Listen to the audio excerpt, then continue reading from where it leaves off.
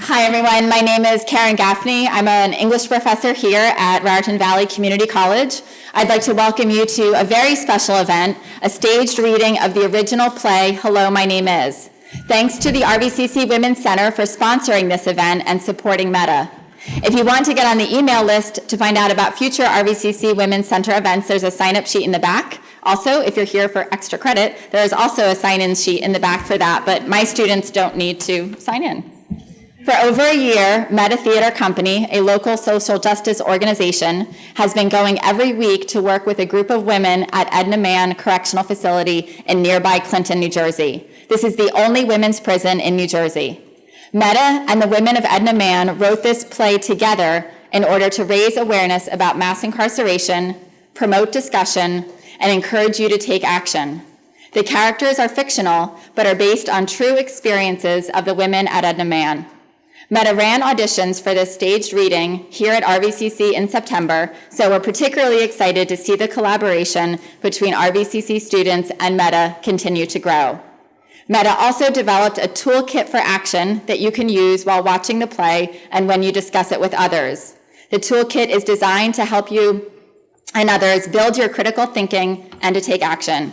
In the toolkit, there are power and control wheels to help you give language to the patterns of oppression that you are seeing in the play towards people of color in the criminal justice system, and there is a power and control wheel to give language to abuse of power in a heterosexual relationship among the straight characters in the play.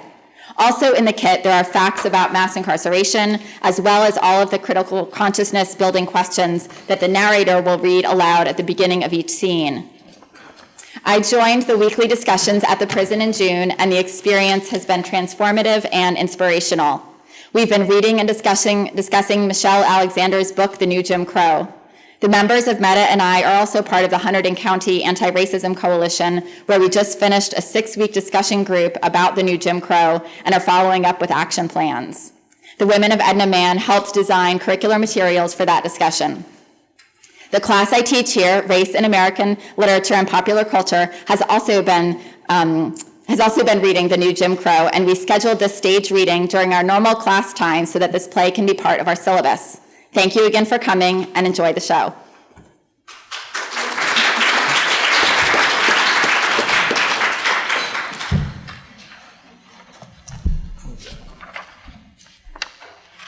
This is the prequel, Back in Puerto Rico. This scene opens in 1971 in the countryside in beautiful Puerto Rico. A young couple, Mariposa, 16, and Chino, 17, have managed to sneak off and have a picnic. They spread their blanket on the lush green grass under the red flowering flamboyant tree.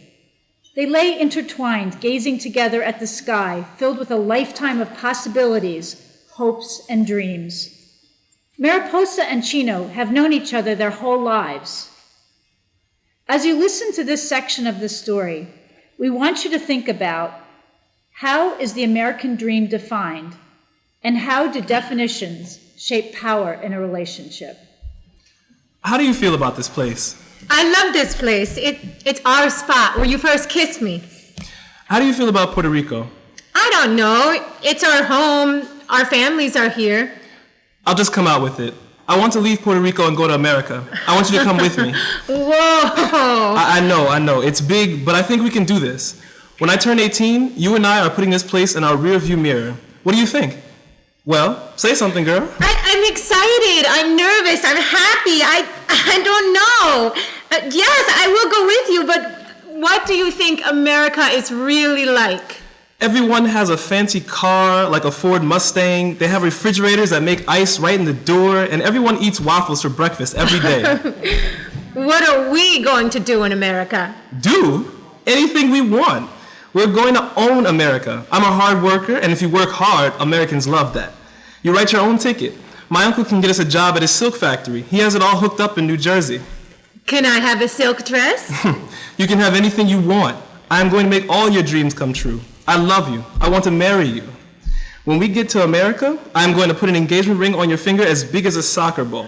Can I dance on American Bandstand? When we are done, you are going to be bigger than American Bandstand. When do we leave? Soon, I promise. Te amo, mi amor. Te amo. Scene, happy apartment. Moving to New Jersey wasn't as easy as Chino and Mariposa thought it would be. In Puerto Rico, Mariposa got pregnant, and they spent money on getting married and caring for their baby girl, Luz. When Mariposa had their second daughter, Sandra, they decided that Chino would travel first to the United States and start working, saving money, sending it back to them, and securing a place for them to live. Chino spent 4 years away from his family before he could afford to have them join him. Mariposa and the girls are reunited in the United States with Chino when Luz is 7 and Sandra is 5. They have been living in their new apartment for several weeks. Their mommy, Mariposa, has been helping them get to know their papi, Chino, as the girls have not grown up knowing him as their father. As you are watching this scene, we would like for you to think about what kinds of ruptures happen in an emigrating family, and what are the expectations on mothers and fathers in how to repair relationships after emigration.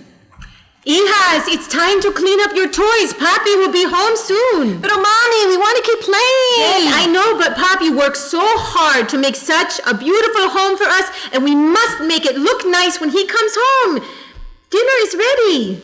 Chino returns from work bringing new toys for the girls and flowers for Mariposa.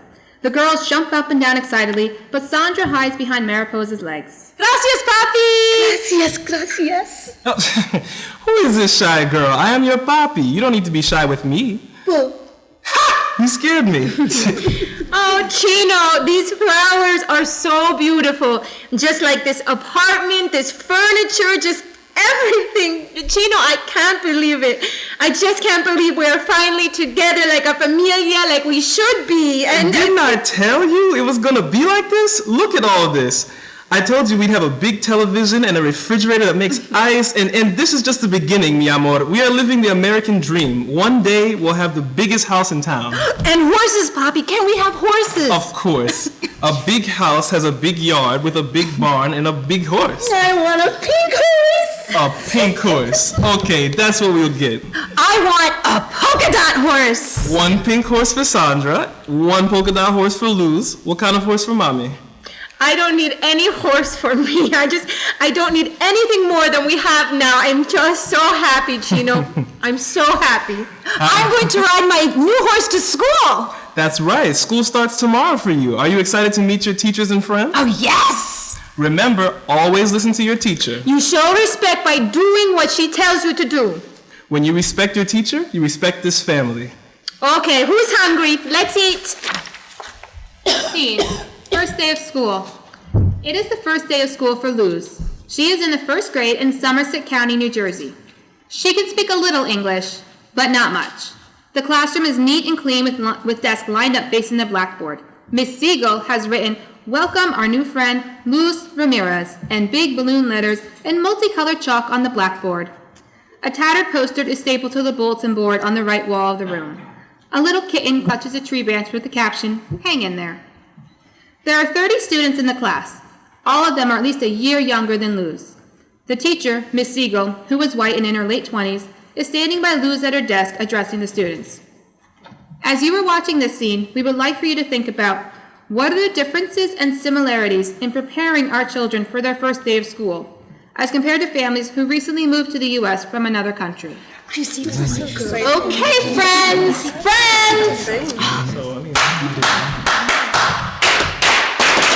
Oh, that's very nice, friends. Today I have exciting news. We have a new friend in our class today. I want to introduce to you our friend, Luz Ramirez. It's Luz Ramirez the Paloma. What, dear? It's Luz. Now you will get your chance in 1 minute to introduce yourself. Okay, friends, what do we do to welcome a new friend? We sing Yes, everyone stand up. Who is this? Who is this? This is our friend Luz. Stand up, turn around. Everyone say, hi, Luz. Welcome to our class today. Oh, very good, friends. That was a wonderful welcome. Okay, Luz, it's your turn. Say hello to your new friends. Luz. Hello. Me llamo Luz Ramirez de Paloma. Tengo mi hermana y mi hermano y mi bebé, Juancito. Yo quiero mucho, mucho, mucho mi mami, mi papi, mi abuelo, mis tías, mis tíos, mis primos. Dear, in English. Oh, English. Yes, we say our name in English. English. My name is Luz Ramirez de Paloma. Yes, of course, dear, it is. But I have it in my roster. It's Luz Ramirez. And this form only has space for one last name. Pero mi nombre es Luz. Es mi madre and mi papi's name. Yes, but here we only use one name. Oh, only one name. In school, I have only one name. Oh, okay. Hello. Like this? Hello. My name is Luz Ramirez. Hold on. Okay? Friends, we need to work with Luz on her vowel sounds. U is pronounced how? Try it again, Luz. Luz. What is a Luz? I no understand Luz. Mi nombre Luz. L-U-Z-Z. Luz. Try it again, Luz. Luz? Now, hold on, dear. You must not get excited. These are the rules, and you must listen to the rules. Friends, let's help Luz understand what our classroom rule is. Listen to the teacher. Okay? That's what you do in school? See, listen to the teacher. That is the rule. Lo siento. Hello, my name is Luz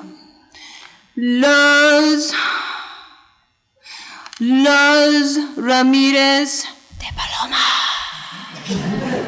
Friends, who will be Luz's desk buddy? I will. Oh, thank you, Michael. Scene, PTA Back to School International Night.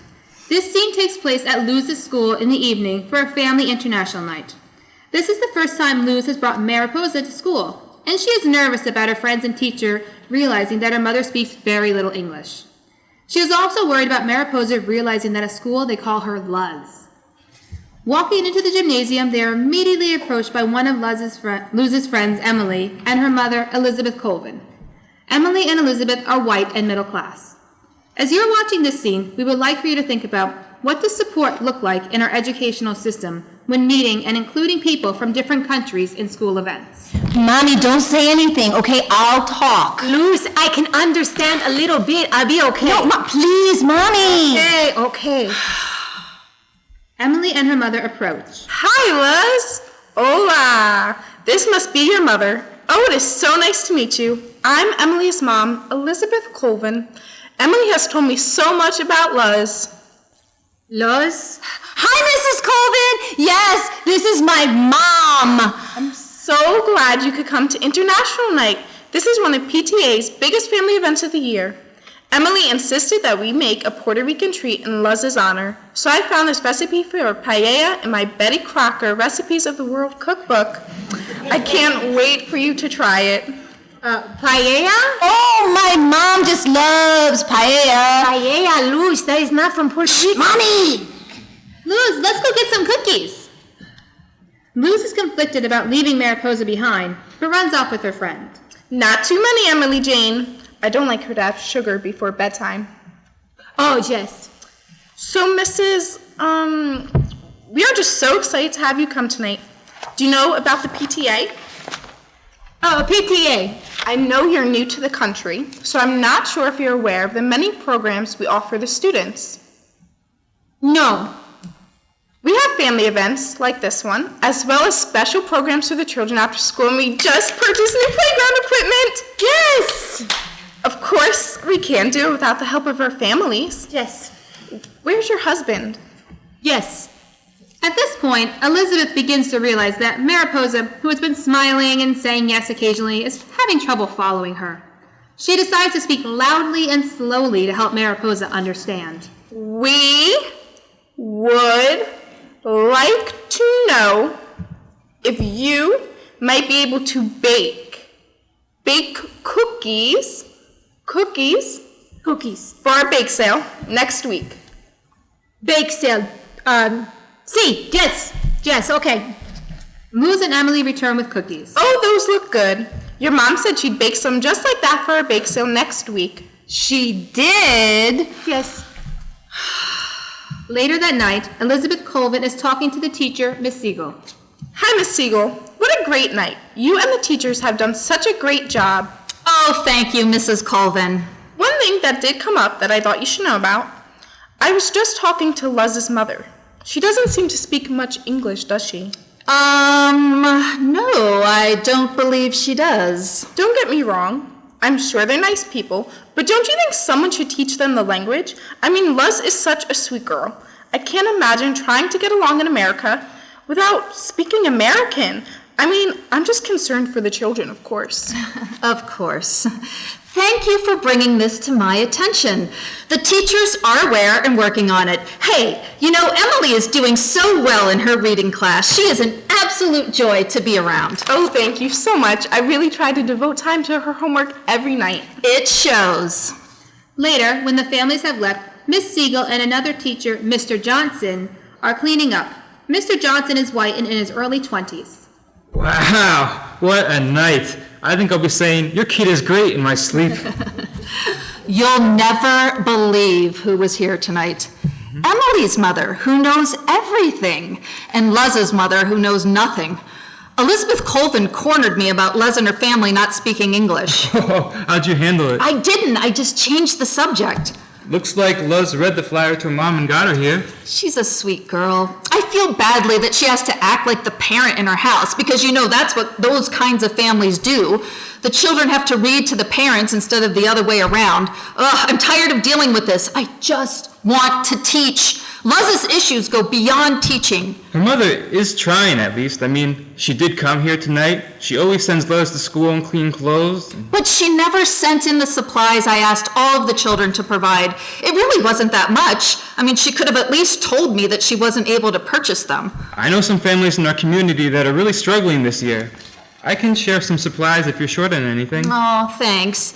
But that's not the point. It's the whole situation. I know for a fact Luz is expected to care for her younger sister sometimes so the mom can work in the evenings. I mean, who leaves an 8-year-old in charge? Listen, when my grandmother emigrated here from Poland, she worked evenings. And guess what? Left my mother in charge of her siblings. She didn't have a support system, didn't speak the language. It's not ideal, but it's how some families have to get by, you know? Or maybe they should have settled in a little more and learned the language before they started having kids. Scene, not so happy apartment. This scene takes place in Mariposa and Chino's second apartment. Things have changed. They've had to move to a cheaper apartment because Chino and Mariposa's jobs were not enough to afford their first apartment. The apartment is run down, toys and papers are scattered on the floor and table. Luz and Sandra, who are 9 and 7, play in the living room.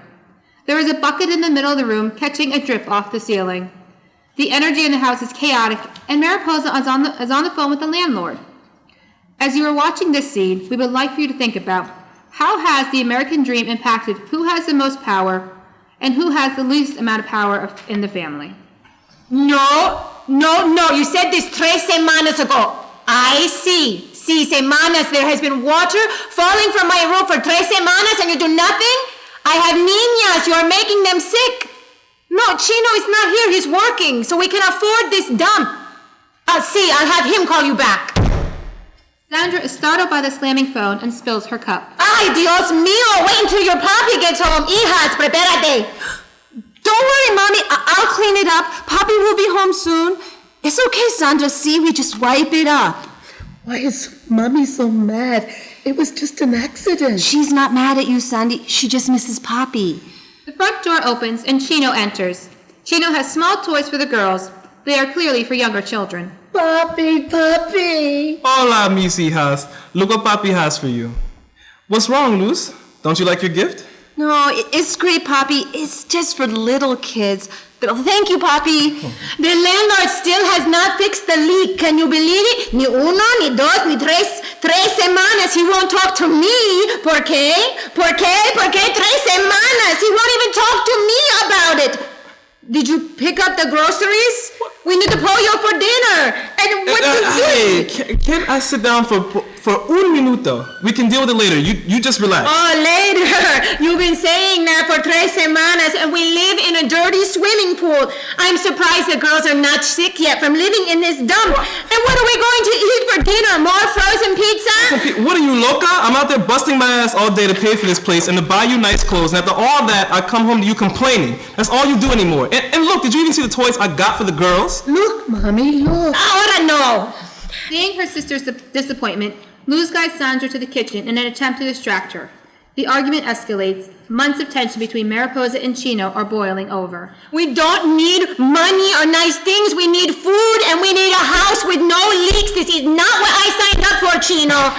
What you signed up for. Don't play dumb with me. Every time la policía come down our street, tengo miedo, they're looking for you. You are putting us all at risk. You knew exactly what you were signing up for. Did you really think silks were the American dream? People like us don't make it selling silks. This isn't making it, Chino. Don't play high and mighty with me. You're a part of this too. I should have left you a long time ago. Where the hell would you go? We deserve better than this. Better than you. Chino moves toward Mariposa, a hand raised in anger. He pauses, pointing at her instead. You wouldn't survive a day without me. Chino walks toward the kitchen and knocks over the bucket. Hey, look what you've done. You clean that up. Make yourself useful for once. Chino exits, slamming the door behind him. Mariposa, crying, starts cleaning the spill. Luz runs over to help her. Sandra slowly walks in behind Luz. Where did Papi go? Scene, family dinner. In this scene, Luz is 10 and Sandra is 8. Mariposa is pregnant and about to give birth. Mariposa, Chino, Luz, and Sandra are sitting around the table enjoying dinner and talking about the day. The orange tile behind the stove is speckled with grease, and there are pots and pans stacked precariously on the counter. The floral pattern on the linoleum floor is worn through in spots from years of different families passing through, taking their shot at the American dream. What they don't know is a SWAT team has been watching the apartment for weeks. As you are watching this scene, we would like for you to think about what would a SWAT team raid look like in your neighborhood. Hey, mommy. Get me more arroz y frijoles. Gracias. Luz, how's your schoolwork? You making your papi proud? See, Papi, I got an A in arithmetic. Teacher says I'm the best in the class. That's me, chica. Keep up the good work. Sandra, how about you? This is a raid! All of you against the wall! Keep her hands off her. She's pregnant. Shut up! I don't give a fuck about your whole wife! That was drugs. You're under arrest for drug possession with intent to sell. Scumbag, you're coming with me! I wasn't trying to sell them. Tell that to the judge. We've seen the comings and goings of this place. Those contractors were just here to Shut try. up! Take care of your mommy and your sister. Don't worry, Papi. I will take care of everyone. Nothing will happen. Scene, first visit in jail, pre-sentencing. In this scene, Luz is 10 and Sandra is 8, and their new brother Juancito is a newborn. They are waiting with Mariposa to see Chino in the county jail. The family sits on flimsy plastic chairs, waiting for Chino to appear on the other side of the glass divider. As you are watching this scene, we would like for you to think about how is this rupture in the family different or similar to when they migrated to the U.S., and how does it impact Chino and Mariposa's ability to parent? Luz, we're going to see Papi, yeah. Stop it, little girl. Ay, Dios mío, Mommy. Get her, por favor. Sandra, come sit over here and cállate la boca. Both of you are giving me a headache. Jesus, ayúdame. I didn't do nothing. I want to go home. No, we can't leave without seeing Papi. I want to see Papi. Both of you, cállate, Luz. Listen, I didn't go to work today, so we could all take the bus all the way here and then wait all this time in line. We are going to see Papi today. We will go home as soon as the visit time is over. Okay? You both happy now? I need you to behave. You're making Juancito upset. Chino walks into the visiting room and sits down in a chair facing the glass window. The glass is like a bank teller window, so you can talk and be heard on both sides. Hey, Mariposa. It's so good to see you. How's everybody holding up? We are doing fine, but it's just so hard because the whole neighborhood is talking about us and the girls are getting teased at school. Listen, Mariposa, don't listen to them. Don't let them judge you for something that I did. You have to stay strong. I know, Chino, but it's hard. Yeah, I know. I'm praying for a miracle. What happened when you went to court? Nothing. I was offered a 20 with a 10-year stipulation. I think I'm going to take the plea before they go up. I told the lawyer that I'll let him know what I'm going to do after I talk to you. So what do you think? I just want you to be home. It's so hard to take care of everything without you, so just do what the lawyer thinks will get you home fastest. Are you sure? Yes. Let me talk to the girls now. Mariposa brings Sandra and Luz forward to the window. Papi, we miss you. Sandra touches the glass divider. What's this? My babies, I missed you. How are you two? Tell me you're okay. Papi, what is this? Don't worry about it, baby. You're okay, see? They didn't hurt you, did they? We're fine. You look weird. What do you mean? Your clothes, your hair. I'm still your father. How's your brother? He cries all the time. Why is this here?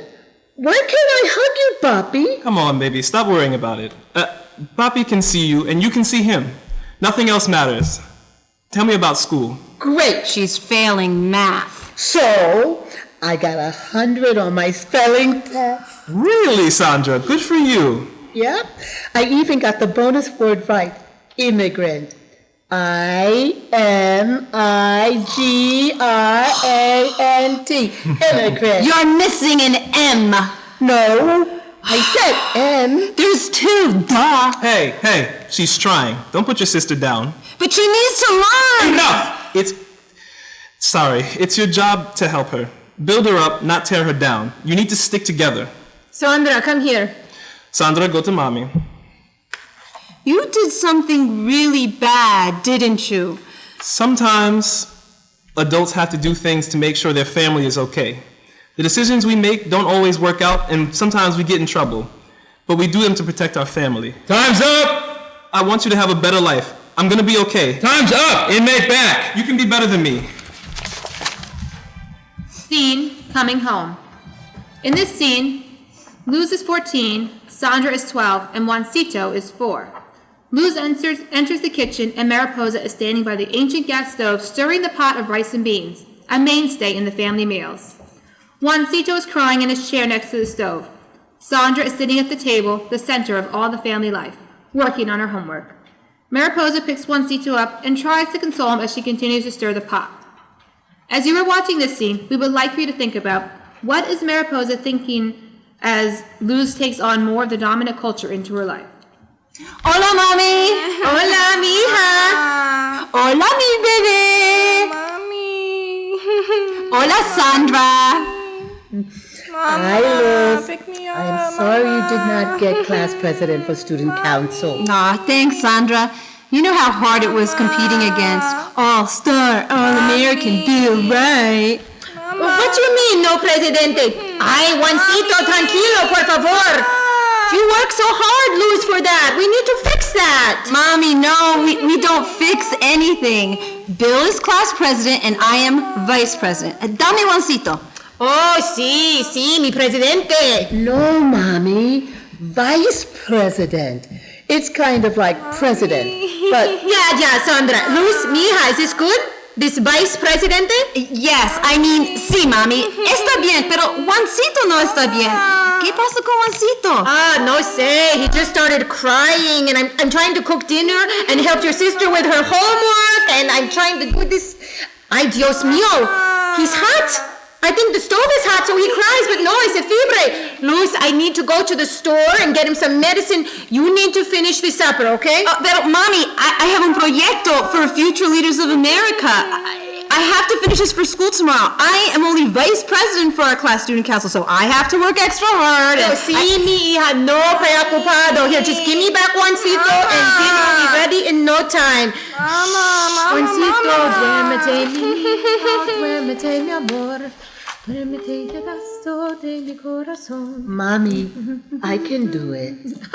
No, Sandra, not you. You still baby too.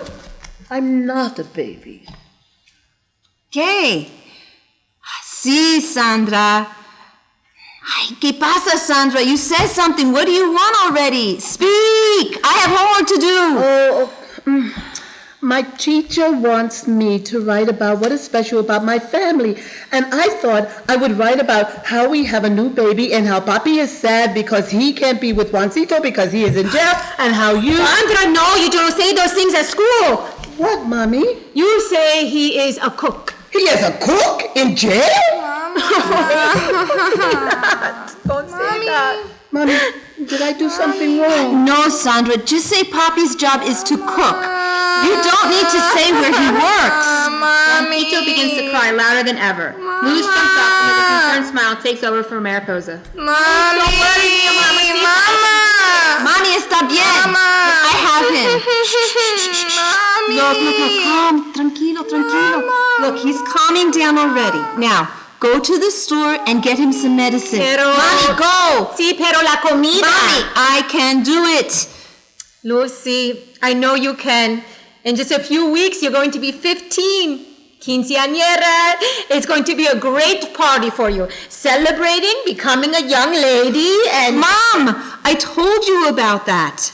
I don't have time for a party, especially once it say I can start to date boys. I have work to do right now if I'm going to make it to college. Even if I did have a party, I would want one when I was 16, like the other kids. A sweet 16. Oh, the kids have 16 parties. See.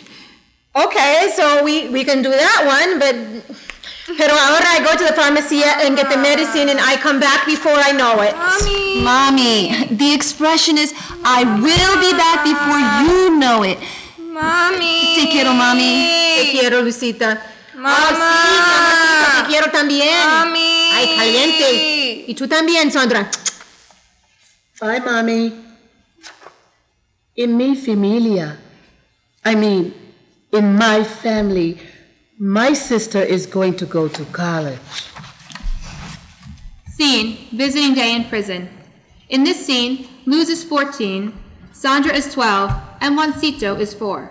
Chino has been in jail now for 4 years, and Mariposa is trying to hold the family together. The scene opens with Chino in a cell waiting for visiting hour to begin. As you are watching this scene, we would like for you to think about, how do people who are incarcerated navigate relationships with officers in prison? And how does that impact their healing and health? Hey, Ramirez, you have a visitation. Get up and get ready. For real, Ted? Why the hell you call me by my last name? Your Jefe must be around somewhere, huh? Yeah, some asshole in cell block B tried to hang it up with the sheet after breakfast because he owed some dude his whole bag of canteen. Dumb motherfucker thought he was going home before they gave out canteen to the whole unit. And he found out he had to do another week. Now Big Ox is ready to put a new hole in his ass. Hey man, if you pull that shit on the streets, you lose your life. That's why I don't play that store shit with my food. Yeah, and you're a bunch of idiots for hustling to double your shit just because you got no funds hitting your account. Hey, I work hard for my $2 a day in this place. It's all gone after I buy my food and soap. Well, maybe you shouldn't have broken the law. Life is more than selling drugs, robbing, and killing. I could have been in prison a long time ago, but I got my shit together so that I could live and enjoy the good life. Whatever, man. Let me get ready. Let's go. When Chino walks into the visiting room, he looks around to see who came to visit him. He didn't see any familiar faces, so he asks the officer where his visitors are. The officer tells him that they haven't come in yet, so Chino takes a seat at the first available table. Papi! I miss you! I miss you, mi princesa. How are you? Look at how much you've grown. It's not fair, Papi. Mommy is always busy working on helping Luz with our stupid schoolwork, and I always have to take care of little crybaby Juancito. What lies you telling Papi now, Sandra? Chino, this girl only wants to listen to you. You should hear the way she talks back to me. No respect for Mommy. She show her ass on the bus on the way coming up here. She no listen to me about cover up her body. Princesa, you have to listen to your mommy. Mommy's working hard to take care of you while I'm in here, and you need to help her, too. I know you think it's not fair, but Mommy knows what's best for you, okay? You have to love your brother and sister, too, and look out for one another. We are family, and we have to get through this time together. Tell your Mommy you're sorry. Okay, Papi. Lo siento, Mommy. Hey, look at this teenager over here. Luz, You don't have anything to say to your papi? I just want to know why you are still here. You told me you were coming home. Yeah, soon I'll be there. Soon, that's all I keep hearing. You're never getting out. You're lying. Mommy needs help with us, and you are here. She has no life because you are locked up. If I was Mommy, I would leave you and find another husband. Oh, that's how you feel about me, Luz? I'm your papi. Everything you have on your back is because of me. The reason why I'm locked up behind these walls is because Mommy and I tried to give you a better life. A better life? Spare me. I am on the honor roll at high school, and I am going to go to college. That's how you get a good job and get a better life, Poppy. You know who taught me that? Mommy, because she doesn't want us to end up like you. Chino couldn't believe how his children were talking to him. He knew they were mad because he was locked up and they were ready for him to get out of prison. He pulled Luz closer in his arms and held her tightly as she cried uncontrollably. He wipes away her tears and whispers, I will make it up to you, Luz. I promise. Sandra, you and Luz go to the vending machine and get some snacks. Okay, Mommy. Come on, Luz. Mariposa hands Juancito to Chino. Chino kisses him and plays with him while she and Chino talk before the girls come back. Do you see now what I have to deal with? Yes, I didn't know they hated me that much. They don't hate you. It's just so hard for them. It's hard for all of us. Mommy, how much money do you have left? What do you mean? How much money do I have left? Why do you think I'm breaking my back scrubbing floors? Well, wait a minute. What about the money from Pablo? It's gone, Chino. There's no money. The feds took it and then Pablo hit the street. I get out in 2 years. When you get out, you are not going back to the streets. Mommy, I have a whole new plan. I've been taking classes in here so I can get a real job, a good job, when I get out of here. And I'm going to take care of you and the kids the right way. Well, I hope you do. I can't keep doing this by myself. Everything's going to be different when I get out. I'm so lucky to still have you. It's not going to be easy to get a good job when you have a record, Chino. You know that. But I'm always going to be by your side. The kids come back from the vending machine with all kinds of sweets and chips, soda, and sandwiches. Papi, I brought you something so you can take it back to your room. Mi princesa, that was so sweet of you, but I can't take anything back with me. You kids enjoy it. I'll just share a little bit with you. If you can't take this stuff back, Poppy, what do you have to eat in here? You know what they give you in the school cafeteria? See? It's about 100 times worse. I don't even know what it is. We just call it slop. The only thing I can even recognize is hard-boiled eggs, maybe, and toast. That's why you lost so much weight. Yeah, I don't have any of that good food you make me at home. Well, can't you buy something on Canteen that's better? No, only the same stuff kids got from the machine just now. You look so skinny. It's not healthy. You should go see the doctor. The doctor? You know it's not so easy to see the doctor here, and the ones they send us to don't know anything. They just put everyone on drugs for the head. I don't want any of that stuff. I don't need it. I'll be okay. Visiting time's up. All inmates against the wall. Visitors stand in the line and throw your trash away in the garbage cans. Oh, come on, Ted. Don't make me stand up against the wall with my kid's still in here. I said visiting time is up. You know the routine, Ramirez. Mariposa and the kids all hug and kiss Chino, and then she gathers them up to go. Juancito was crying about leaving the Poppy he barely knows behind. I didn't even get to ask them about school. Scene, Sandra's Dilemma. In this scene, Sandra, who is now 12, is frustrated because ever since Juancito was born and Luz started planning for her future, she has felt lonely and invisible.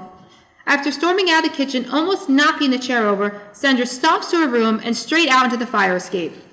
Sandra climbs down and stops at her best friend Mary's place, a floor below, tears pouring down her face. Mary is 13 and Caribbean American. She lives in the apartment with her mom and her 17-year-old brother, John John. Mary is lying in her bed reading a book. Mary hears a knock at the window and sees Sandra. Always excited to see her friend, she puts her book aside and jumps up to unlock the window. As soon as Sandra climbs through, Mary realizes she is crying. As you are watching this scene, we would like for you to think about how do young men and women cope in the face of personal crisis when their community is also in crisis. Sandy, why are you crying? I'm tired of my family. Everyone is concerned about Luz with college. All Juancito does is cry, and mi madre is either tired or too stressed out to care about what is going on with me. Mary, not really sure what to say, takes Sandra's hand as they walk over to her bed. Do you think things would be different if your papi was home? Yes, Mary. When Bobby was home, we didn't have to worry about anything. The bills were paid. We always had plenty of food. I used to go to the bodega and buy chocolate cookies. You always brought me snacks, too. Do you think your papi's coming home soon? What are you going to do now? I don't know. They both sit there staring at nothing for a moment. Mary, Yes? Mary, can you do me a big favor? Yes, see, Sandy, anything. Can you ask John for some weed for me? What? Are you crazy? Mary, please, only this one time. All the kids at school, they're doing it, and they say it helps them feel good. I want to feel good, Mary. No, I don't like this, Sandy. I don't want my brother getting into any trouble behind this. Please. Mary walks out of her room and leaves Sandy there. As Mary reaches John's room, she hears loud rap music coming from his radio. She knocks on the door, but of course he can't hear her. What? Sandra wants weed. Okay. Okay, I need you to give it to her. Yeah, hell no. John, you got 5 minutes on telling Mommy you be having people hanging out over here, and you've got drugs under the kitchen sink with the cleaning supplies. Okay, you know what? Man, I'm giving her this one time. Next time, tell her ass to find somebody else. And you better not tell Mommy nothing. Sandy, please don't tell anybody John gave you the weed. I won't. I just need it for now. John walks into Mary's room and heads out the door to the fire escape. He looks back into the window. Come on, Sandra. I ain't got all day. Sandra gets up and goes out, leaving Mary standing by the bed looking sad. Scene, Trenton State Correctional Facility for Men. In this scene, Chino and his bunkie Lou are sitting in the mess hall having lunch. The mess hall is green cinder blocks and cement floor with metal bench tables arranged in rows. The men sit at a long table pushing around the gray slop on their metal plates. Chino is in a depressed state about being unable to reach his family via phone calls and is slumped over his plate. As you are watching this scene, we would like for you to think about what does support look like between people who are incarcerated, and is the support helpful or not helpful to a person trying to change? Hey, boss, what's happening? Nothing. Just here. Have you spoken to your wife and Bambinos yet? No, not yet. Every time I call, the phone says they don't collect calls. I'm about ready to give up. What are you talking about, huh? I mean, you never gave up on the streets to be who you are, so don't give up on your family. I just don't know how. I know how to sell drugs, pull guns, and do my dirt, but I just don't know. I don't know how to be a father. Is that all? Well, neither do I. But once I got in a relationship with the man upstairs and asked him to direct my steps, everything got better. Hey, even though I'm locked up, I'm still a great father. I put in for a PCR, and I gave 15 years lock, and I get out in 2 years. 2 years? You think I could have a chance? Yeah, I do, but promise yourself not to give up on your family. You should go up to the law section in the library and try to go back to court. Where's the library? It's on the 3rd floor by the chaplain's office. When you get up there, ask to see Johnny Mack. He's the baddest paralegal in there. Johnny Mack. All right. Yo, man, I truly appreciate your help. Listen, boss, I can understand your situation, and I know you're a good dude, and you deserve a second chance with your family. Hey, when you get in there, tell Mac that the guy who was talking about the new Jim Crow has sent you. Jim Crow. Sounds like some kind of code. I hope you ain't trying to set me up, because... Take it easy, boss. Hey, Jim Crow is a bunch of laws that used to discriminate against brown and black people, especially by the justice system. So that's why more people in here look like my dad and me than you and my mom, huh? Your mom? Yeah, she's not black like my dad and me. Well, they'd still consider you less than human because you're Hispanic. I was in Newark during the riots. I saw the way police basically went to war with the blacks and the Puerto Ricans. They're afraid of you guys. Well, what can I do to change the situation I'm in? You have to study up, man. You have to do your research and then get back out in court and ask for a program or rehabilitation. I don't need rehab. I never used the drugs. I sold them. Yeah, that's what they all say. But even if it's true, man, selling is an addiction too. But what you need is help, not incarceration. I'll do whatever to get home with my kids. Change your mind and you can change your situation. I hear you, man. Come see me as soon as you get back to the tier. Thanks, dude. I appreciate it. Scene, Mariposa talks to Sandra. In this scene, Mariposa's motherly instincts have nudged her to check in on Sandra because she hasn't seen her since Sandra stormed out of the kitchen a few hours ago. Mariposa knocks on Sandra's bedroom door and calls her name when she does not answer. Mariposa enters the room and wonders where Sandra is at this time of night. She calls Mary, but gets her answering machine. So she plays the waiting game. Restless, she sits on the still-made bed, then in a chair, and then begins to pace back and forth across the floor. Picking up a well-loved teddy bear, a memory of a happier time, she throws it across the room. Finally, she hears Sandra out on the fire escape. Sandra eases the window up, trying not to make any noise. She steps in the room and is startled to see Mariposa. As you are watching this scene, we would like for you to think about how can two children, Luz and Sandra, have different reactions to the same events in their lives. What are you doing in my room? I pay the rent, remember? I bet you don't spy on your precious Luz. Where have you been, Sandra? I've been worried sick about you. Do you realize what time it is? It's 11:30 at night, and here you are coming in through the window. You are failing at school, and you have never even gotten a C before. What is going on with you? Mommy, I don't know what is wrong with me. Maybe I just miss Poppy. I've had enough. I work 2 jobs. I take care of you, your sister, and your brother. Do you think Poppy has sent us money? Do you think Poppy cares what happens to us? Poppy is worried about Poppy. Mommy, you don't understand. I just want to know if Poppy is okay. Why are you doing this to Ay, me? Dios, ayúdanos. Mariposa takes an envelope from Chino out of her pocket. Sandra jumps off of the bed and grabs it out of Mariposa's hand. Do you want to know how your father is? Here he is. If you listen to his lies in this letter, you're gonna end up just like him. You need to be more like Luz. She's able to move on, do good in school. She has left Poppy behind, and you need to too. Mariposa walks out of the room, leaving Sandra sitting on her bed with the letter. My dearest Sandra, I miss you and I love you. I've been trying to call you, but I can't get through. I know you are at school now, and there are many temptations, like drugs and sex. Please, my darling baby girl, be smart, stay focused. Please write me back and know my love is always surrounding you. I love you. Love your Poppy. Reading it, she starts crying. Scene, Sandra and John John. In this scene, John John is laying on his bed with the music up loud. Posters plaster the walls. He knows it's wrong to smoke with Sandra, his sister's friend, but he really doesn't care. He considers himself a true gangster. A week later, Sandra is knocking at his door. Sandra can't help herself, despite her letter from Chino urging her to stay away from Doug's. As you are watching this scene, we would like for you to think about how do girls learn to have power, and how can girls know when their power is authentic or a false sense of power? Sandra knocks on the door. John John looks out through the glass before opening the door.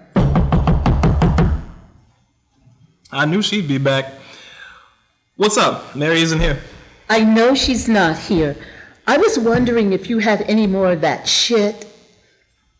Yeah, I have more, but this shit ain't free. You won't get into trouble. And how do I know that? It will be our secret. Well, first, you have to smoke with me before I give you some. Okay, let me in. John John moves to the side and lets Sandra in. He locks the door and leads her to his room. After smoking a whole blunt, Sandra goes into the bathroom and comes out naked. What are you doing? I told you I was going to keep it a secret. A secret as in fucking with me? Yes. Don't you want it like I want it? Whoa, you are bugging. It's the weed talking. Go put your clothes back on. I'm okay. I wanted to do this with you since I first met you. Do what? You know, walk sideways. John John wanted it more than she could imagine. He keeps his cool and allows her to think she is the captain of the ship. He lays down on the bed and lets her undress him. Scene, 3 months later. In this scene, Sandra has had her 13th birthday and is officially a weed head. She is smoking morning, noon, and night. Her grades are slipping, and she often sneaks into the girls' room during class to smoke. Sandra and John are together whenever they get the chance. Mary is furious at her brother, and she is no longer speaking to Sandra. John has just picked Sandra up in his car.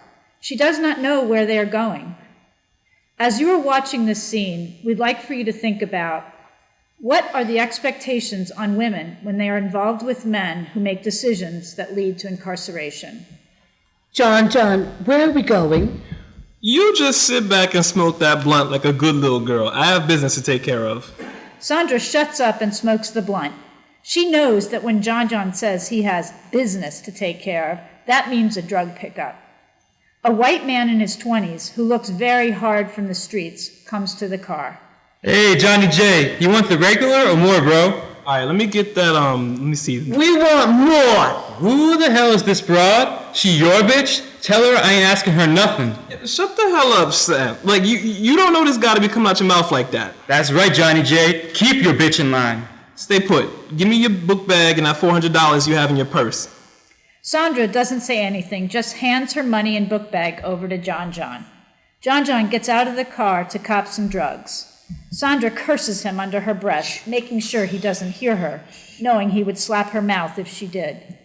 John comes back to the car holding her book bag. He orders her to pop the trunk and he throws the bag in the back. Real shit, when I take you somewhere with me, you keep your mouth closed, you hear me? Yes, Daddy. That's my good little girl. Now spark that blunt for Daddy. They pull up to the local bodega to get more blunts for his weed. Sandra stays in the car holding vigil. John comes out and throws the book bag in the back seat. All right, where you want to go? Let's go to your place. Mary don't pay me no mind anymore. When he pulls up to the red light, a cop car pulls up behind him. Panicking, he stuffs the bag under Sandra's seat. The cops suspect something is going on and turn on their siren. The cop walks up to John's window and asks for his license.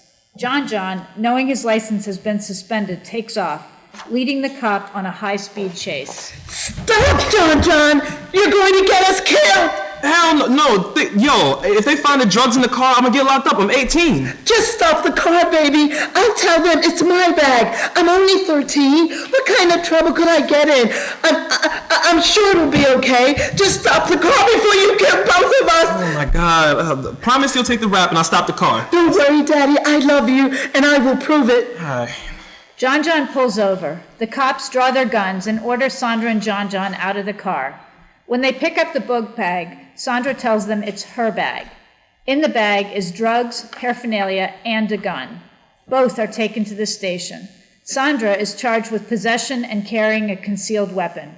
John is charged with eluding the police. Sandra is sent to prison with a mandatory 6-year sentence. John is given 1 year probation. Scene: after Sandra's incarceration, Trenton State Correctional Facility for Men. Chino and Lou are sitting in their cell, a 6-by-9-foot white cinder block room with cold metal bunk beds and an even colder metal toilet in the corner. Chino has just received a notice from the Department of Corrections informing him that his daughter, Sandra, is in detention. As you're watching this scene, we'd like for you to think about what does accountability look like when parenting from prison? What other things could be added to Chino's letter? No, I can't believe this. What? What's wrong? This. He throws the envelope at Lou, who picks it up and reads. Sandra Paloma. What? Oh no, Chino. I can't believe she's locked up. Mi princesa. I tried to tell her not to go down this road. Why didn't she listen to me? What can you do? You did the best you could do to show her right from wrong.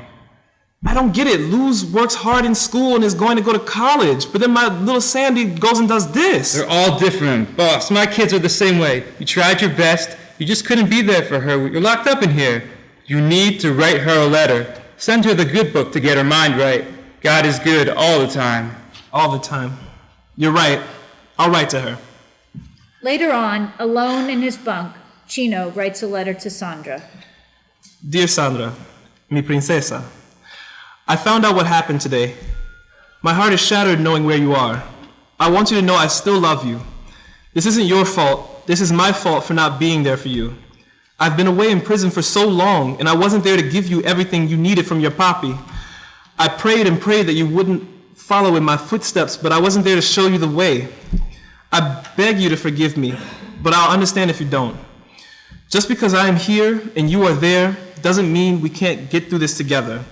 I am your papi, and I wasn't there for you before, but I'm changing that. I'm always there, going to be there for you now. Te amo. Love, Papi. Scene, conversation with Sandra in prison. Sandra has been locked up for 6 months. Luz has been avoiding her and refuses to visit. Sandra calls home and Mariposa answers. Hearing the recorded message from the prison, Mariposa accepts the charges. As you're watching this scene, we'd like for you to think about how is the criminal justice system linked to intergenerational incarceration, and how visible are these connections to people who are not incarcerated? Sandra, I miss you. How are you? Mommy, I miss you so much. How are Juancito and Luz? Mommy, why does she hate me? Oh, nobody hates you, Sandra, but we are all so upset. First Papi, and now you. How could you be so foolish? Why'd you not listen to me? Mommy, please. Please try to understand. I can't run out of my friends. I'm no snitch. Do you know what happens when you tell? You sound just like Papi. Well, you know what? Not snitching, it takes you away from your family. John will help me, Mommy. He's going to tell the truth. Mi hija, you really think that boy will tell them that he did this? You think he really loves you more than he loves his own freedom? You don't understand, Mommy. We have each other. Sandra, I love you. Papi loves you. Juancito and Luz, she loves you. We want you to be home. Hold on. I tell her to come talk to you. Luz, come talk to tu hermana. Luz walks into the room. Do I have to? Yes, talk quick before the time is up. Hola, Sandra. Luz, I'm sorry. I'm so sorry. I love you. Please don't be mad at me. Sandra, how could you be so dumb? Do you really think John would have let you do that if you were married? It's different, Luz. How? How is it different? Tell me, because while you're locked up in there, John is still out here and he is living his life. Luz, I don't want to talk about him right now. I miss you. I want to talk to you in person. Can you come see me when Mommy visits? You don't want to talk about it because you know I'm right. Mommy cries every night. You think John's mother is crying? No, because her kids are free. Stop! Okay! I know I was dumb, but John does love me. Please just come and see me. 60 seconds. Luz, I love you. Please let me talk to Mommy again.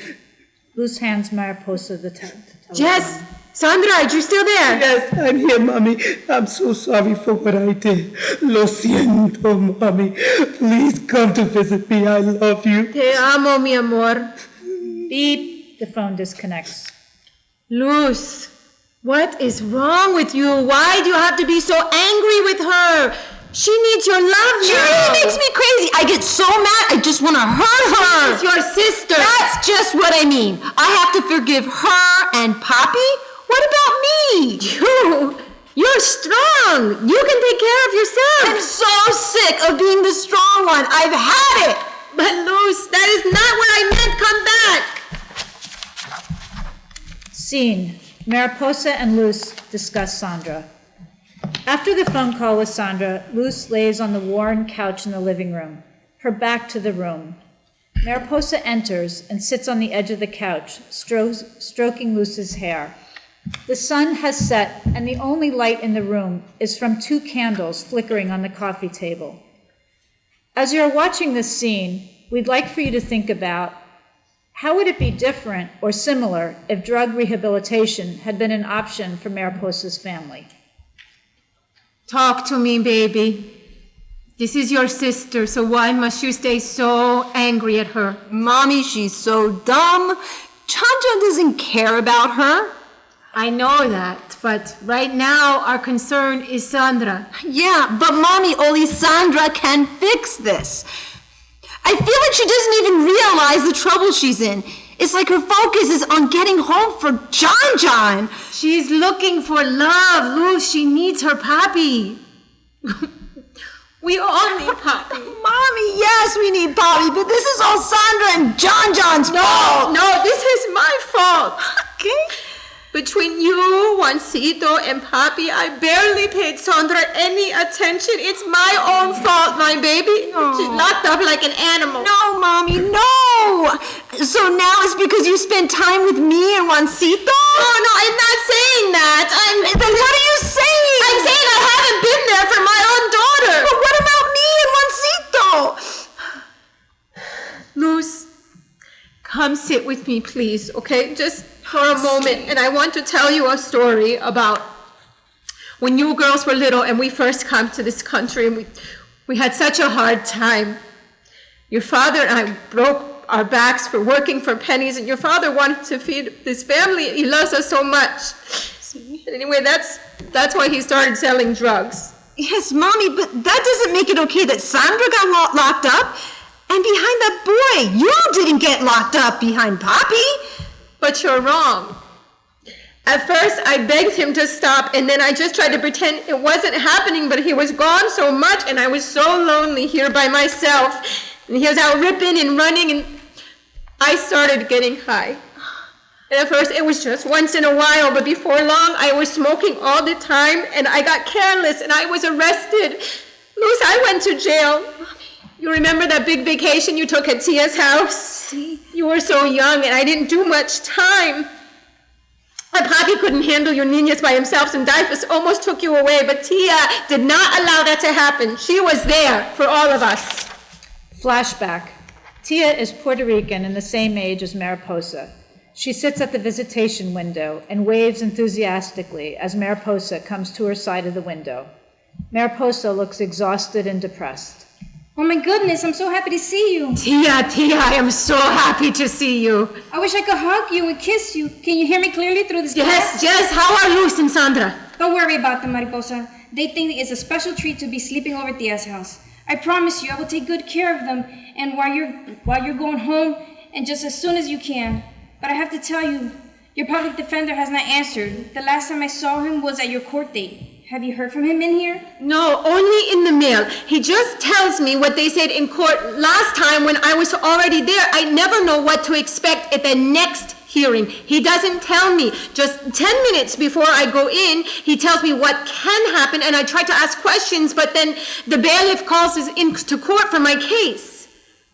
Oh, Mariposa, this is what I never wanted for you, to get caught up in this crazy system. And once you're in it, it's so hard to get out. You look so pale. You have bags under your eyes. Aren't they treating you well? We only go outside if the majors tell the officers to let us out, so some days I don't go outside at all, and I can't sleep. I'm so worried about Miss Hijas and Chino and the court and everything. And the food here is so terrible. I barely eat nothing. Well, like I told you, you don't need to worry about the children. The social worker checks in on us all the time to make sure they are doing well. Oh, I know you take good care of them, Tia. I see the social worker too, and she tells me I need to take a parent class. Parenting class? That's ridiculous. There is no class that can teach you to be a parent. There's no rules. Every child is different. What else do you have to do? I have to do the NA group and therapy. And I have to take medicine if they tell me I have to take it, and then I can have some visits with Miss Hijas. Medicine? For what? Well, for the depression. When I come here, I see so many of the women are on the medicine, and the nurses tell me I should just take some too to help with the sadness. I told them I'm sad because I miss my children. They tell me that it looks good for the judge, though, if I take it. Mariposa, you can't lose yourself in here. You had some problems, which is why you got in here. But I know you learned your lesson now. I am going to take good care of the girls, and when you and Chino get out of that lifestyle, you're going to start over and be here for them and for each other. Okay. You're going to set a better example for them. They're little now, but they're not going to stay little. Little Sandra watches everything. She reminds me so much of you. And that Luz is so strong and stubborn, just like Chino. Tia notices that Mariposa has started crying. Mariposa, what's wrong? What is it? I have to get out of here. Time's up. The visit is now terminate. Flashback. Inmate, leave the window. Luz, maybe now you can understand why I need to be there for my daughter and why you should be there for her too. I'm sorry, this is so much in our family, but I'm asking you to be strong for me too. Lo siento, Mommy, I love you. Please just come with me Saturday to visit her. You don't have to answer now, will you please just think about it? Sure, Mommy, I'll think about it. Scene, the sisters visit in prison. In this scene, Mariposa and Luz have come to visit Sandra. The visit takes place in a small gray room. A battered metal table in the middle of the room is bolted to the floor. Sandra is seated on one side, dressed in her prison khakis. Luz and Mariposa sit next to each other across from Sandra. An officer sits in a chair by the locked door with a bored look on his face. As you're watching this scene, we'd like for you to think about how has patriarchy impacted the women in this family? Sandra, how are you? I'm okay, Mommy. I just want to come home. Luz, I'm so glad you came. You look so nice. Well, you don't look so nice in here. So what are they telling you? Well, the public defender came to see me. She's nice. She told me they know it's not mine. And if I cooperate, I can probably come home soon. Oh, gracias a Dios. So you will tell them the truth, right? Mommy, it's not that easy. What do you mean? It's not that easy. Don't be stupid. Do you want to live in here forever? You want to live so far away from us for so long, like Poppy? Okay, fine. You live here, but I don't have no more money. I keep buying food for you here and at home for everyone else. I can't talk to you. I can't talk to Poppy. I can't. See what you're doing to Mommy? You still want to pick him over us? No, Luz, no. Well, it seems like it, Sandra. Listen, you did this to yourself. Now, you have to be the one to fix it, okay? Don't cry. Just tell the truth. Te amo. Sandra sits crying alone until the guards take her back to her cell. Scene, Cinco de Mayo. In this scene, Luz, who now likes to be called Lucy, is 18 and has just started college.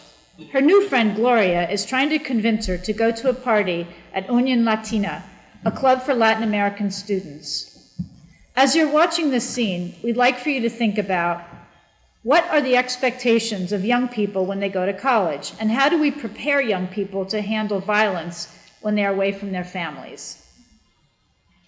Lucy, let's go. Union Latina is having this kick-ass party for Cinco de Mayo. I'm not so sure I want to go this time now.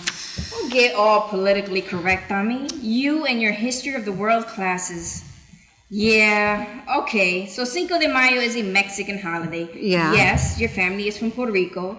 But today, can't you just be a good Latina and pretend to be from Mexico? All the other good Latinos do it. If I, a proud Puerto Rican, can pretend to do it, I think you can too. Come on, Thomas is even going. And you know I don't like Thomas anymore. After how he treated Susan and, Well, there are going to be other guys there. Nice, hot, sexy Latino men. Yummy. Try horny boys. Yeah, whatever. Come on.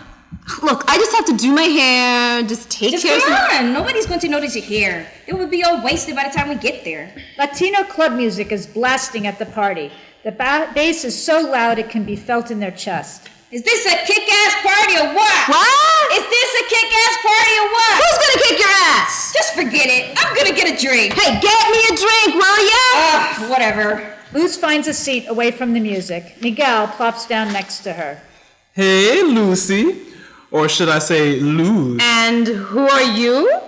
I'm in your creative writing class. Why are you calling me Luz? Well, isn't that your name? Yes, but I go by Lucy now. Oh, you don't remember me, do you? No, I don't. Now, tell me, who the hell are you? Does this ring a bell? And then the angel of God came down to Mary and asked her to be the mother of Jesus. You mean Jesus? Oh my God, I totally forgot about doing that play in church. That's right, I had a hard time saying Jesus.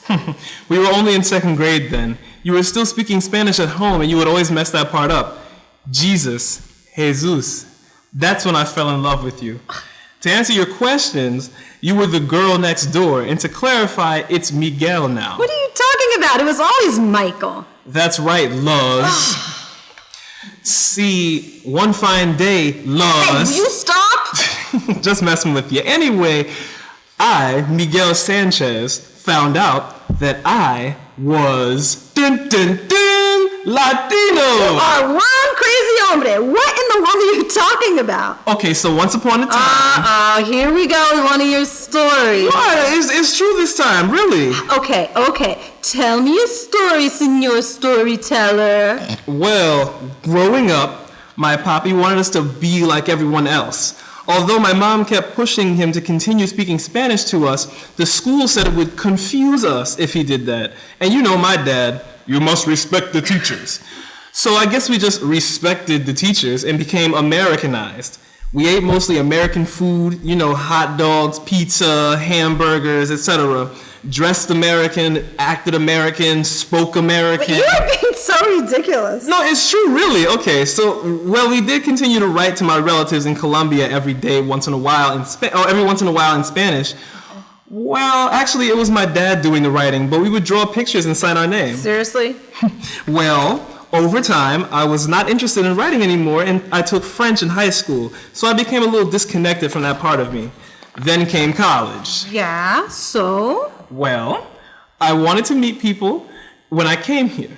Gloria and I used to work at Banana Republic Wait, you together. know Gloria? Yeah, she's the reason I'm here at this party. Wait, what do you mean? Well, she told me the best way to meet people was to join a club. She told me about a bunch of clubs, and Unión Latina was one of them. So, when she told me about Unión Latina, I had no idea what she was talking about. When she told me that it was a club for people who were Hispanic, I told her that I could visit with her sometime, maybe. She looked at me like I had 3 heads, hits me on the shoulder and asked shockingly, "Isn't your dad from Colombia?" I think she likes me. What are you talking about? Forget Gloria. What does any of this have to do with calling yourself Miguel? Oh yeah, that thing, I almost forgot. Well, I ended up joining a club because at that Gloria moment, oh sweet Gloria. Oh, come on already. Okay, I realized I had no clue about half of myself, my Latino self. So wait, changing your name makes you Latino? No, it makes me aware and it makes me proud. Oh. So do I call you Luz, or Lucy? Luz does not answer. They are interrupted by Giorgio. Giorgio is white and is 18. Hey, what's going on, Michael? Who is this fine glass of wine you chatting with? My name's not Michael, it's Miguel. Miguel. Pronounce it right or we can take this outside. Whoa, slow down, take it easy. I'm a lover, not a fighter. As Giorgio says his piece to Miguel, he grabs Luz's hand gently and asks her to dance with him. Hey, don't touch her, she's my date. Hey, I'm not your date, and I don't want to be part of this chaos you two got going on. Miss Lady, do you want to go over to that bar and get something to drink? I'm sorry, I don't drink. Can we go over to the pool and talk? Hey, she says she's okay, so step off now. Okay, we can have a talk. Luz walks off with Giorgio and leaves Miguel standing in the corner by himself. Giorgio takes Luz's hand in his and leads her by the pool. Guess that scored on you again. Bye, Michael. Oh, come on, it's not Michael, it's Miguel. Giorgio and Luz walk out to the pool. Giorgio possessively puts his arm around her and pulls her in close to him. So, can you tell me a little something about yourself? My name is Lucy, and that's all you need to know? Do you have a boyfriend or a lover boy? Yeah, no lover boy. Well, I can be your lover boy. I'm not looking for a lover boy. Giorgio can't believe Luz turned him down. He's never been turned down by a girl, and his pride gets in the way. He pushes Luz in the chest. What are you talking about? What are you talking about? What are you talking about? You're going to be my woman. What are you doing? Get your hands off me! You know why you came to this party. You came here alone, and back there you chose me. Stop being a stuck-up whore. Come on, give me a kiss. Oh, get out of my face! Luz gets up and runs through the party looking for Gloria. When she gets to the door, Miguel calls her name. Luz, wait. Luz turns around to see who is calling her. Miguel notices her crying and runs to catch up with her. What's wrong, Luz? Giorgio, he tried to grab me. What? Where is that punk? I don't know, I just want to go home. Wait over there with my friends until I handle Georgia. No, I want to go home. Please take me home. Gloria, please take her home and see that she gets in the house safely. Okay, gal, I'll take her. Miguel dashes through the party to find Giorgio. When he finds him, he beats him up badly. The fight spills outside and the police show up. Miguel is taken away in handcuffs. Giorgio is taken to the hospital and decides to press charges. Scene: back in Gloria and Luz's dorm room. After leaving the party, the two girls head back to their dorm room. Luz flops on the bed with a pillow on top of her head. As you're watching this scene, we'd like for you to think about, what does authentic support look like in friendship? Okay, you were right. You were right. Yes, horny boys. What can I say? You are the smarter one after all. If this is your version of trying to cheer me up, well, it's working. Yeah, well, you know what they say about us, the spick and the spank. Not even funny. What does that even mean? Okay. So what are you going to do? You have a father, a sister, and now a hero in jail? Thanks for the reminder, Chica. Thanks for cheering me up. I just wanted to know if you needed me to come to your support in any way. Sorry, Gloria. Look, you have been such an amazing friend, but why does this life have to be so hard? It doesn't make any sense. Well, if we just focus on all the hard stuff, where would we be? Dead. Lifeless. What's the point? To make it better for the next generation. I mean, Luz, look at what your family did to get you here. Look at all the sacrifices they made for you. You are their light, Luz. Or should I say, Luz. Oh, okay. Yes. Beautiful. I remember seeing a photo of my parents in Puerto Rico. They looked so happy then. They looked so in love. They looked like they didn't have a problem in the world. Until they had us niños. Ay, the infamous Latino guilt. You are right. It is all your fault that they are in this situation. Ay, caramba, mujer. Will you just take a look around already? Do you really think all of your family's problems are their fault? It is a mistake all of us make. We look at people's flaws and never look at the big systems that oppress us. Think about your education. Think about your dad and Sandra were arrested. If laws were different, if people's hearts were different, they would have gone to drug rehab instead of serving long prison terms. Poor Miguel is in jail now, protecting you from a violent jackass.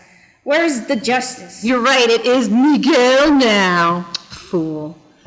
Fool, yes, you're right. A fool. A fool that has been in love with you since first grade. What? We are just friends. Miss Siegel wanted him to just help me out. How do you know any of this stuff? When I mentioned your name during the Bananica Republic days, you should have seen his face light up. Well, I didn't. That's right. And you didn't see his face either when he heard that G was trying to play you. I don't know. Don't know what? That two could be forced to be reckoned with? Two strong Latinos battling the world together? Maybe. Yes. Don't you see? Both of you are the American dream.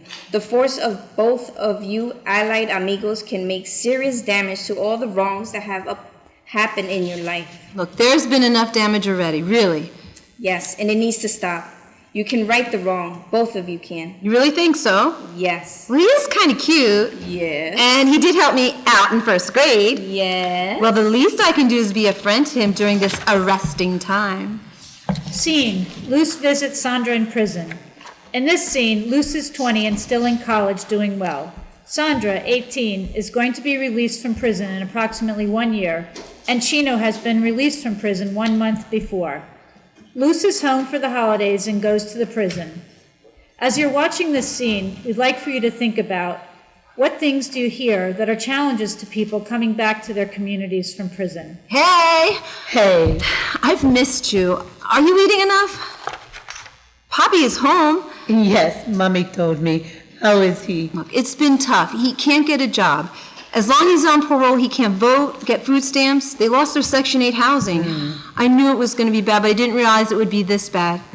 Tell him I am thinking of him. I will. Look, I know in the past I was hard on you, but watching Poppy come home and being at college has made me realize I was wrong. I'm really sorry. I'm sorry, too. I've made such a mess of my life. I want to help you.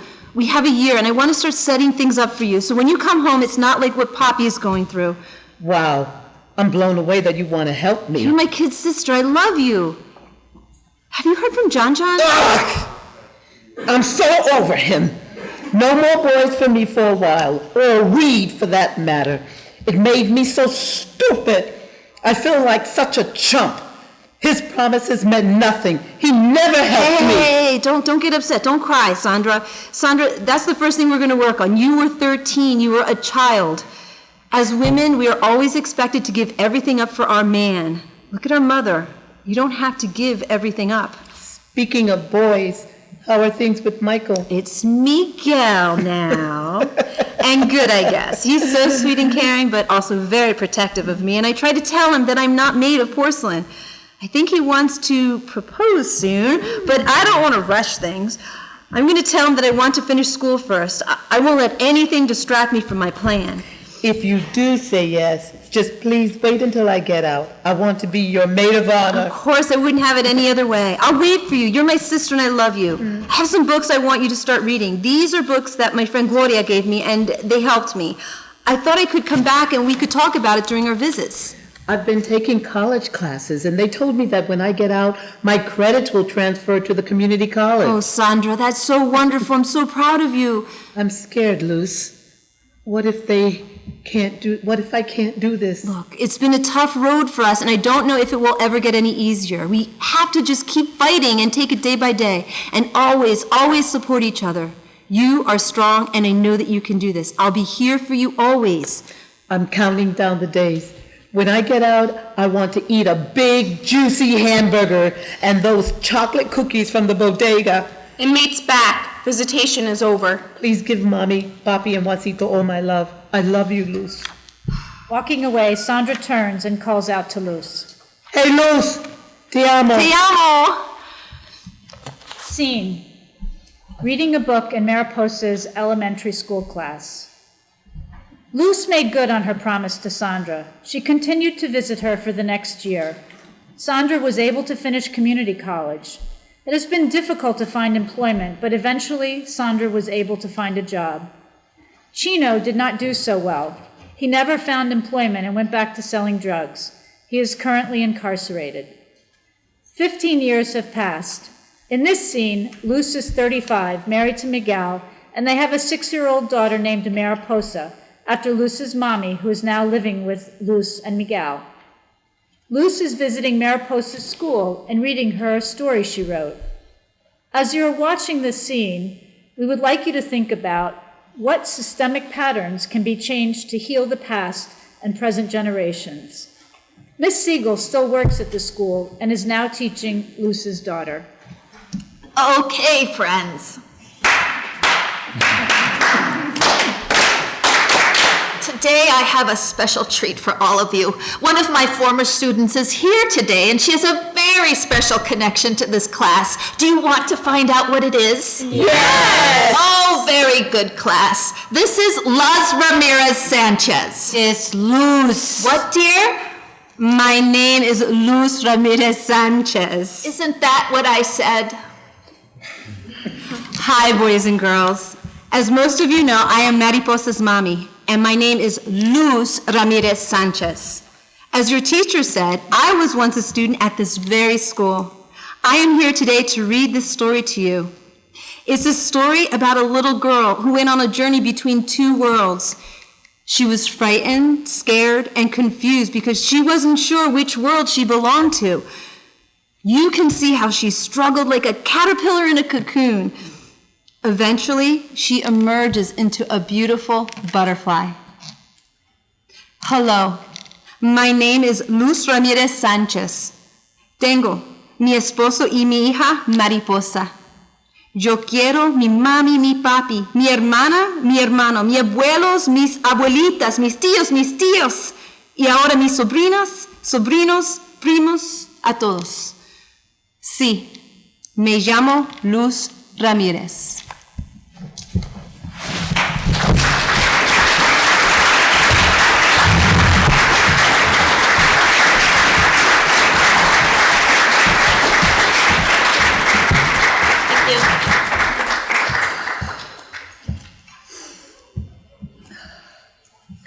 Dr. Gaffney. We're done. Thank you all very much for coming to see the show.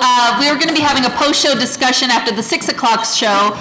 We couldn't have one today because obviously there was a big time constraint, but we wanted to let you know that the toolkits that we have, we really encourage you to use them to think about the script, think about those questions, and to really think about the facts about mass incarceration. The one big thing that we want you to take away today is that the war on drugs is really at the core of what happened in terms of mass incarceration. It was the Reagan administration that started that, and everybody, both Republicans and Democrats, jumped onto it about changing the idea that criminal equals black.